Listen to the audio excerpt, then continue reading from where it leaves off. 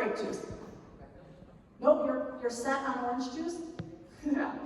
You're right, it's orange juice, because whatever you squeeze is going to come out. So when you're feeling squeezed, I want to ask you, what comes out?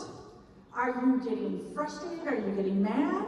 Or are you able to stay calm and cool and collect?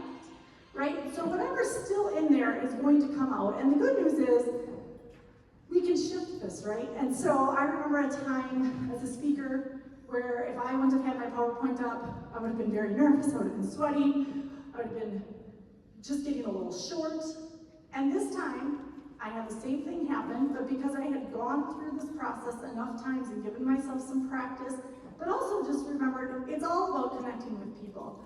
This is obviously helpful, but the goal is really just to connect with people, and I can do that with or without a screen. And so when I take that pressure off myself, I no longer then got flustered or frustrated or upset or needed to look for somebody to blame. I now can sit in this space and say, all right, the show must go on, and it will continue to go on. And so I would just share that because I think there is such a progression of growth that we all have opportunities for. And so you can look in your own situations wherever you are at, whether you're taking this on a personal level or a professional level. You ask yourself, what are some areas that when I'm squeezed, certain things still come out, and how might I want to elevate my mood into a more productive way so that when I'm working with other people, I'm able to convey a message that they hear clearly and they can feel respected when I speak, and I can get respect from them. And so again, I just include this. This is the handout I give a lot of my students when they come in, because I think it's very valuable to be able to recognize where you are on the spectrum of emotions so that you can know which way you're going. And momentum works for us. And so if motion is going to create emotion. And so when we have motion that we want to put in place to better ourselves, we will generate a better mood. And when we have motion that maybe, I always use the example of if we sit on the couch, what happens? Do we just sit for one episode, or do we turn on another episode? We might turn on another. And again, if that's where you're resting and you're rejuvenating, that is totally fine. But if it's like, I have a really big project coming up and I need to work on something, I probably will be more productive if I sit behind my computer for 10 minutes, or if I need to have a conversation with somebody, it's probably better to reach out to that person and start that momentum in another way versus a way that's going to only pull me down. All right, next slide, please. So this is just a reminder of what are the ways that we can take care of ourselves, because if we're in a position where we are starting to feel squeezed and stressed and frazzled, that is an indicator or a red flag that you need to do something to take care of yourself. And so there's just some ideas up here. These are ideas that people have shared that I know are true for myself. There's that power of the breath, right? Movement is huge because that releases endorphins, and those are our happy feelings and all sorts of good hormones so that we can come at the day full of energy. All right, and then when we have energy and we're feeling excited and we've released some things, we're less likely to react to other things. And we're much more likely to give people grace that are coming alongside of us instead of being frustrated. I think of it like, if you kind of reach this level, say there's like a lot of things coming at you and say there's toxicity there, if you overdo the level of toxicity, there will be a burst at some point, right? It's like a volcano. And so you will erupt if you don't take care of yourself along the way, to be proactive, knowing that whatever position you are in, there are going to be stressors that come at you. All right, so just we need movement to foods that fuel you. Music is a huge generator. Raise your hand if you love music, and music can totally change your mood. Yeah, if you crank on a good tune, say you want to go calm, you got some instrumental music. If you want to get roused up and excited for something super fun, maybe a little thunderstruck, something like that, right? AC/DC. And then we need our sleep. We can ask others for help, laughter, and making sure something fun is on the calendar to look forward to so that we can have that balance of work and play. All right, next up. All right, so the last D is really about detachment. And again, there you see that word breath again. I'm telling you, this is going to be your takeaway tool for the day for sure. Take a breath And then set loving limits. So detachment really is this way that we can pause and disengage with somebody. Some people might have heard detach with love, which again, just because you're detaching doesn't mean you don't care about this person, just means that you're not going to tolerate the behavior anymore. And so if you're feeling unsafe in a situation with somebody, it is absolutely okay to disengage and then set a loving limit, and that would be that enforceable statement that we shared in the past slide, and you have examples on your worksheet in front of you. And the meaning, this part is huge. So based on how you're feeling and you're coming at the day, raise your hand if you can assign different meaning to people depending on how you're feeling. So it could be this, yep, I can see you have this nod, yep, raise your hand.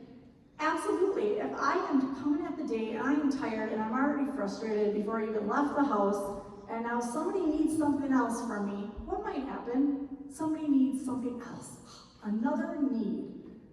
I'm just overwhelmed, I'm frustrated, and I feel like everybody needs something, right? I start to get into this black and white thinking, I start to get stuck, I become maybe suffering in my own existence instead of thinking, oh, that's right, I'm here to be a blessing.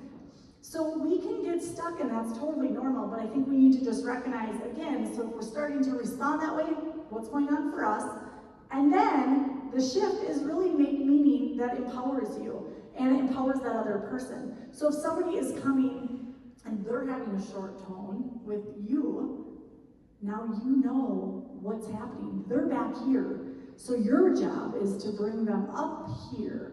And that could look like eye contact, some body language. Oh, looks like you might be having a hard day. What's going on? Engagement when they're ready to speak. Or just validating, oh, you look frustrated. Is there anything I can help with? And again, even if you yourself are feeling a little frustrated by that, it's really coming at people knowing that you have the ability to help shift a mood, which then really will benefit both of you. And that's always the goal when we're working with students or adults, is we want to be able to shift both of us in a better direction.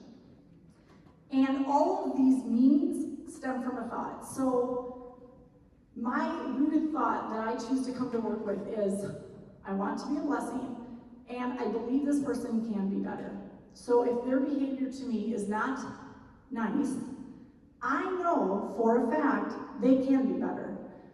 I also know that I need to set a loving limit or boundary in order to help them achieve that. And I could ask questions that help elevate their mood instead of react to them, right? I don't have to be in the ring and punch back. I don't have to be, that's my choice. But I can stand alongside them, and then the fight can end. So I think that's the thing that we can remember no matter what position we are in, whether it's personal or professional, we have a choice whether we're gonna stand alongside of somebody or if we're gonna stand in front and engage. And lastly, recognizing our agenda. So when we're interacting with kids or adults, we, in our mind, probably have a way that we want things to go. And last week there was a student that I seen, and they were not making great choices. And in my mind, oh no, they need to be listening to their academics. I need to get them back on track so that they can have the academics, which is the goal. But in the moment, learning is still happening. And so when we are working with students and we want to de-escalate them so that they can get to that part of their brain where they do feel like they're ready to learn, we need to see value in that process. That's an important process because, again, kids are here to learn, but if they are stuck in a feeling that nobody has validated for them, it will keep knocking for them and distracting them until we can sit with them and validate them. So that is a really, really huge tool, you guys, to remember that when we are in those scenarios, again, we can pause, we can still see value in that process, and then we'll move forward to whatever the goal or the agenda item is. All right, and lastly, next slide, is the practice and payoff. So we have a few minutes, you guys. I would just like you to think, I'm gonna give you about 1 minute. If you are next to somebody and you want to turn and talk, why don't you share a scenario maybe that's come to you during this presentation, something that you're working through personally or professionally. And I want you to look on your sheet of strategies or tools, and I want you to figure out what tool could you use And what language now could you use that's empowering for them and for yourself and others? And if you don't have somebody next to you, why don't you just look at that sheet and jot something down for yourself? So I'll give you about 1 minute to do that, okay?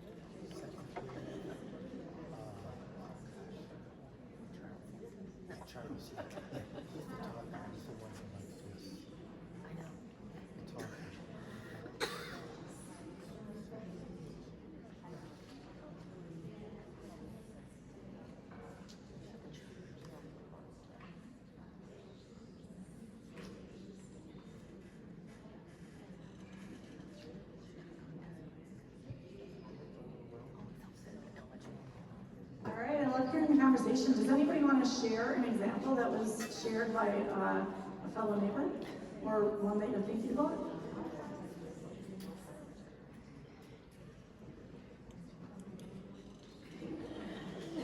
All right, Ms. Lorianne, I'm going to call on you. What was, is there any scenario that you could share for the good of the group? I did call on you. You're front and center. And I know you're full of solutions.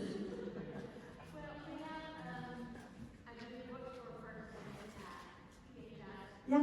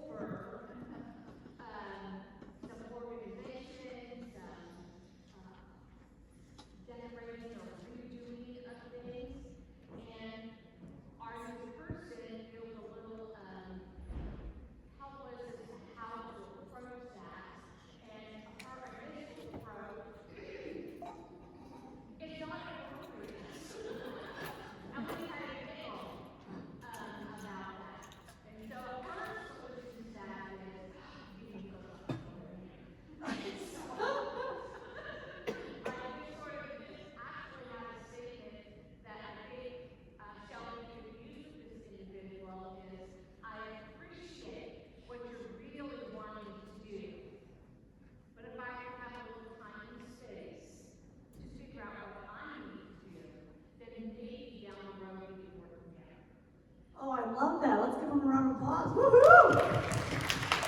Yeah, she's acknowledging the initial feeling of frustration, and that's there. And then you're also saying, okay, but I have a choice in this matter. I can decide how I'm going to move forward or not with this.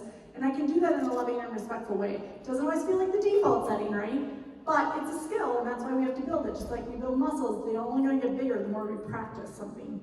And so you practiced learning how to engage in a loving manner and stating what the feeling was, you know, and the need. So I appreciate the willingness to help. What I really might need, though, right now is just some space and time. So again, that's setting a boundary and it's stating it clearly. That is so powerful and impactful. And then it's providing the space for both of you to understand what is needed to move forward. So thank you so much for sharing. I appreciate that. And I know it doesn't always feel as fun to share in such a big audience, so thank you for that. All right, the payoff when you do that, though, is what?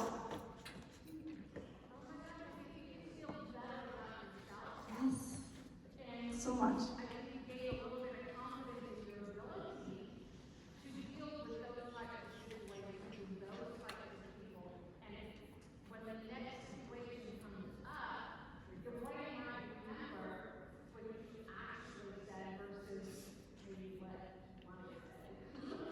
Exactly. So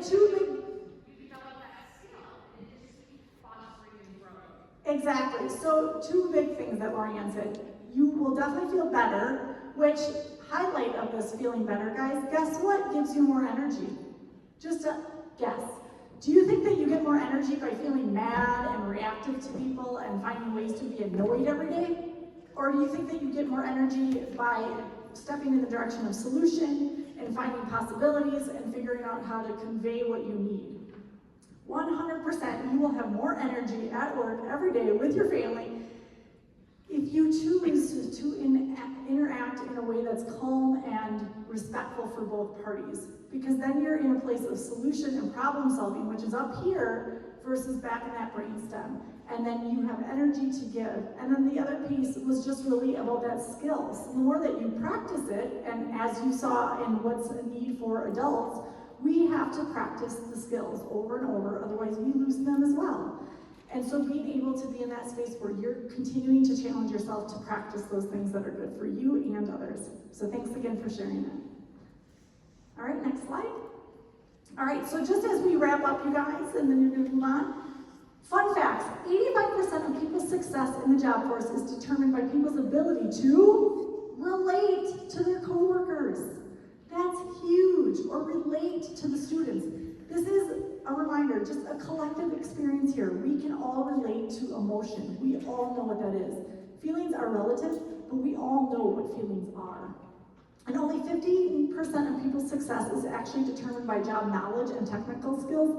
The rest of their enjoyment and their skill set comes from the attitude in which they bring to work. I love that, because that's what you can control.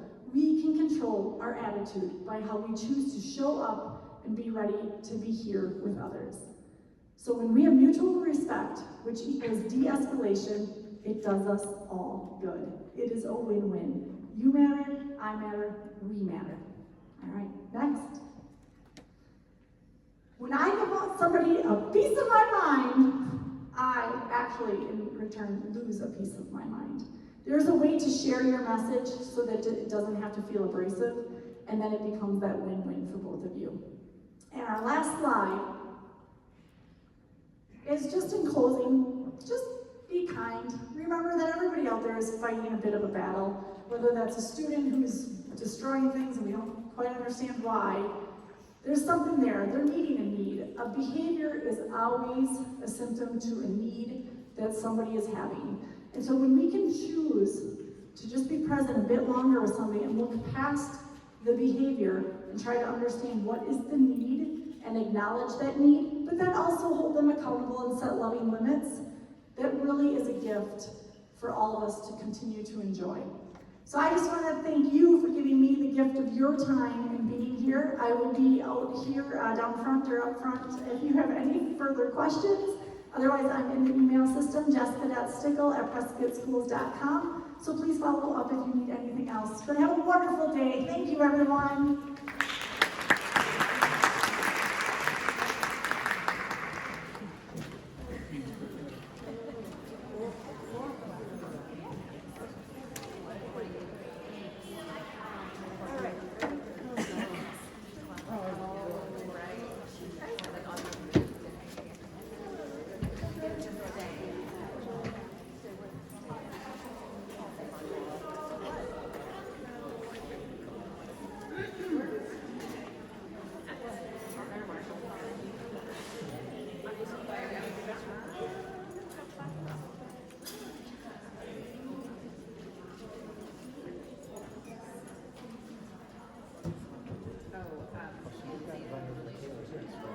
Yes.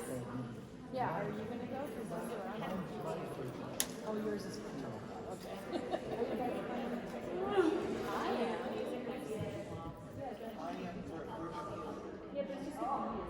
Yeah, we should be saying. Oh, okay. Yeah.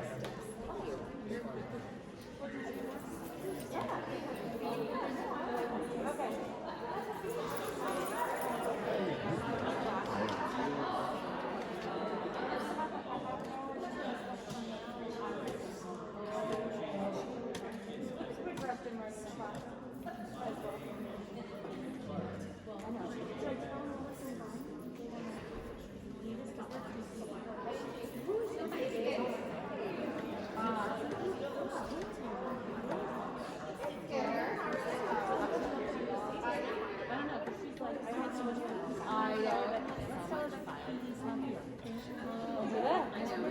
Are we supposed to all be together? Or next time it's individual? I'm driving it now. So next time I see that black Volvo, one at a time.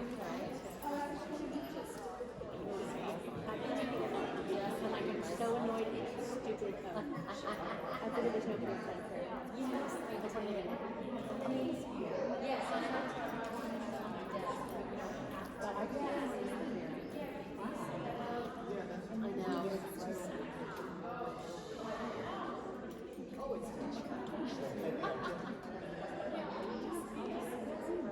She's like kind of purple and So see you soon. Okay. I'm overwhelmed. Well, and she just left me. So both stopped in 2 weeks now, which is crazy.